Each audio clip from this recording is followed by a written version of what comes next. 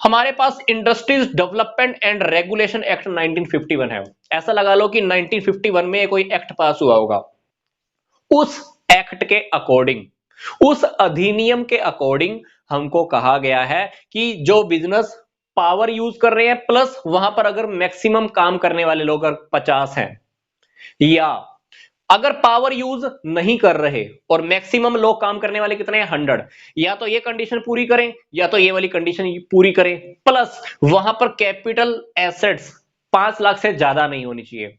ये प्लस ये second second topic plus ये, तो ये सारी दोनों कंडीशन जो भी पूरा करता है उसको हम क्या बोलेंगे, उसको हम स्मॉल बिजनेसेस के अंडर में काउंट कर सकते हैं।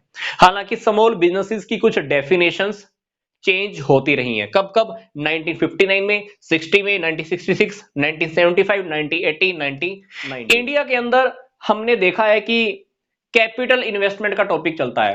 कैपिटल इन्वेस्टमेंट के बेसिस पर इन्होंने एंटरप्राइजेस को दो पार्ट्स में डिवाइड किया हुआ है। पहला जो आपके सामने नजर में आ रहा होगा आपको, वो है मैन्युफैक्चरिंग इंटरप्राइजेस, और सेकंड है सर्विस इंटरप्राइजेस।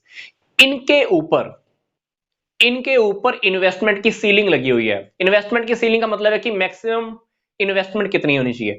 अगर मैक्सिमम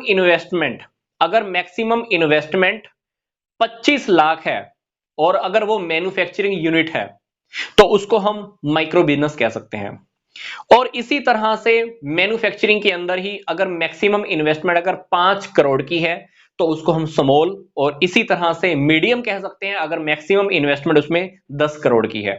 और वही बात करें अगर हम सर्विस इंटरप्राइजेस की, तो ये सीलिंग 10 लाख, 2 करोड़ और 5 करोड़ की है। तो ये कब एक्ट आया था? ये एक्ट आया था 2006 के अंदर। इस एक्ट को बोला गया था micro small and medium enterprises act. तो उस एक्ट के अकॉर्डिंग इन्होंने एक डेफिनेशन और दे दी। उन्होंने कहा कि हम बिजनेसेस को दो पार्ट में डिवाइड कर देते हैं, या तो वो मैन्युफैक्चरिंग बिजनेस होंगे या वो सर्विसेज देने वाले। तो इन्होंने दोनों की अलग अलग डेफिनेशन दे दी और दोनों के ऊपर अलग अलग सीलिंग लगा दी।